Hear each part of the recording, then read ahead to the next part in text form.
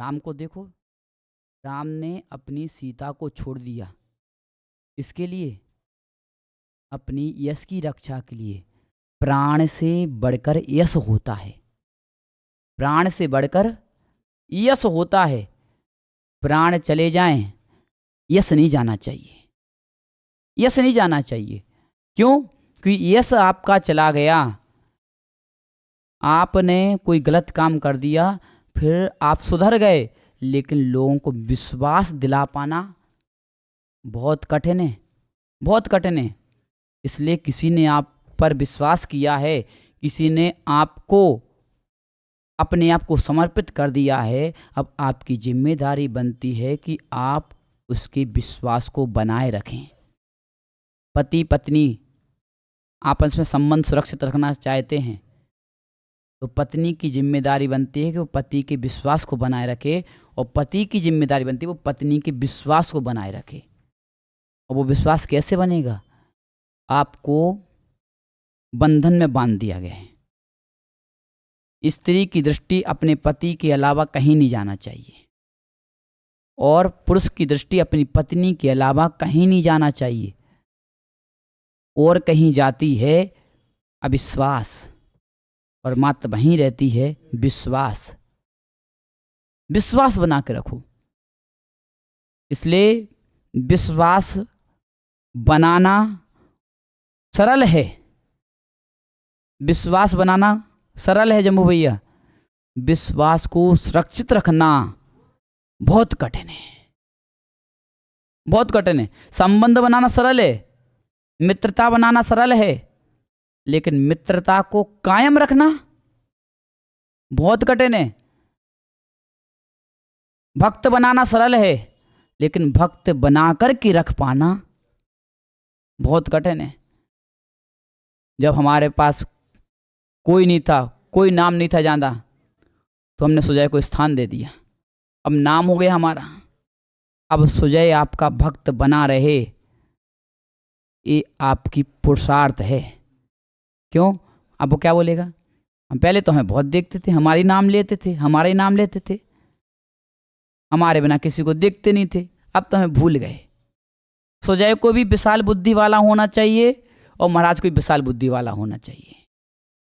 महाराज को हमेशा ऐसा व्यवहार व्यक्ति से करना चाहिए कि देखो भैया, आज आप सेवा में हो इसलिए आपको देखा जा रहा है, कहीं और के लोग और जगह के लोग मिलेंगे, वो सेवा में लग जाएंगे, फिर वहाँ के लोग देखने लग जाएंगे और हम उनको देखने लग जाएंगे। तो ऐसा है व्यवहार। इसलिए कभी विकल्प नहीं करना कि हमें पहले स्थान मिलता था, अब स्थान मिलना बंद हो गया। बहुत सारे बच्चे अपने माता पिता से विकल्प करने लगते हैं, दुष्भाव करने लगते हैं। क्यों करने लगते? कारण क्या है कि अब तुम अकेले पहले संतान थी, अब पहली संतान का पूरा माता पिता ध्यान रखते हैं, अब दूसरी संतान हो गई तो माँ का ध्यान कहाँ ज़्यादा जाएगा? पहली पे कि दूसरी पे?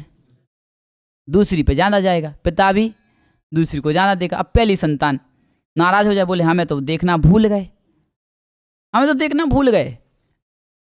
बोले छोटे को देख तो, छोटे को देख तो, छोटे को देख तो। अरे जब तुम अकेले थे तुम्हें भी देखा जाता था, अब तुम बड़े हो गए हो, वो छोटा है उसको संभालेंगे, और वो बड़ा हो जाएगा फिर उसको भी छोड़ देंगे। ये समझना चाहिए। अरे सुल्लक जी हैं, सुल्लक जी हैं, तो जम्बू भी आप सुल्लक जी का ज़्यादा ध्यान रखोगे कि हम लोग का ज़्यादा ध्यान रखोगे?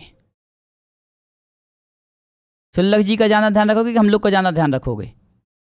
आप किसका रखोगे? सुल्लक जी का भी रखेंगे, लेकिन मुनि महाराज का विशेष ध्यान रखेंगे, क्योंकि मुनि महाराज युवा हैं, युवा हैं। और सुल्लक जी के पास क्या पद भी है, लेकिन सुल्लक जी के पास अनुभव वृद्ध अवस्था है, तो मुनिराज का विशेष ध्यान रखेंगे। सुल्लक जी का रखेंगे ध्यान, लेकिन जो ध्यान अनुभव वाला है वो वाला नहीं रखेंगे। क्यों? कि वो तो अनुभव वृद्ध है, उन्हें सब दुनिया देखी है। लेकिन मुनिराज का अनुभव धीरे धीरे बढ़ रहा है, क्योंकि मुनिराज पद पर पहुंच जाना ये मत समझ लेना कि हम पूरे 3 लोक के नाथ बन गए हैं। मुनि पद पर पहुंच करके भी आपको आगम का ज्ञान हो गया, लेकिन लोक की रीति नीति का तो ज्ञान वो भी देखना पड़ेगा। हम उत्तर भारत से दक्षिण भारत आए, इधर की नीति रीति थोड़ा अलग है, उधर की अलग है, तो उसका भी हमें ध्यान रखना पड़ेगा। उसके लिए आपको वृद्धों का सहारा लेना चाहिए, जिसको विकास करना है। गौरव, अगर विकास करना है जीवन का और समय के पहले अनुभव को प्राप्त करना है बहुत सारे, तो बुजुर्गों के साथ रहो, बुजुर्गों के साथ रहो। वो आपको, जैसे बुजुर्ग मान लो जम्बू भैया 60-70 साल के हैं और आप अभी कितने साल के हो, 26 साल के हो, कितना गैप है। अगर आपको 70 साल बाद क्या होने वाला है, आपके जब 70 साल के होगे तब आपके साथ क्या होगा, उस अनुभव को प्राप्त करना है तो जम्बू भैया के पास पहुंच जाओ, वो उनसे अनुभव ले लो क्या होगा। तो आप अपने आप को पहले से तैयार कर लोगे और पहले से अपने आप को वैसा निर्देश कर दोगे कि 70 साल के जब होगे तो ऐसी ऐसी शरीर में परिवर्तन होंगे, शरीर थकान महसूस करेगा। तो पहले से अपने आप को तैयार कर लो, पहले से भोजन पर नियंत्रण कर लो, पहले से भावों पर नियंत्रण कर लो, तो आपको 70 साल में कोई कष्ट नहीं होगा। पहले से तैयार कर लो। इसलिए वृद्धों के पास हमें रहना चाहिए कि जिससे कि हम पहले से अपने आप को तैयार कर लेते विपत्ति से लड़ने के लिए। इसलिए ज्ञानार्णव ग्रंथ में वृद्ध सेवालक से अधिकार दिया कि वृद्धों की सेवा करो, क्योंकि वृद्ध अनुभव का आधार वृद्ध है। और विकास कैसे होगा, विकास कैसे होता है? विकास होता है जैसे घर बना है, अभी पीछे कमरा बन रहा है, वो कैसे बन रहा है, ईंट पर ईंट रख दी है तब वो कमरा बन पा रहा है। अब पहले ईंट रखी, फिर से नीचे हटाएंगे, फिर नई ईंट रखेंगे, फिर वो हटाएंगे, फिर नई ईंट रखेंगे, क्या मकान बन पाएगा, क्या कमरा बन पाएगा? नहीं। ईंट पर ईंट, ईंट पर ईंट, ईंट पर ईंट रख के, यानी कि पहले की ईंट के ऊपर दूसरी ईंट रखी जाती है, तब विकास होता है, तब विकास होता है। हम चाहें कि नहीं पहली ईंट को नहीं हम स्वीकार करेंगे, जो दूसरी ईंट है वो कहे हम पहली ईंट पर नहीं बैठेंगे, हम पहली ईंट पर नहीं बैठेंगे, हम तो नीचे से ही बैठेंगे, तो बताओ कभी विकास हो पाएगा? नहीं हो पाएगा। तो जो बालक वृद्धों के साथ रहना नहीं चाहते तो वे कभी विकास नहीं कर पाएंगे, देश का विकास भी नहीं हो पाएगा, देश का विकास भी नहीं हो पाएगा।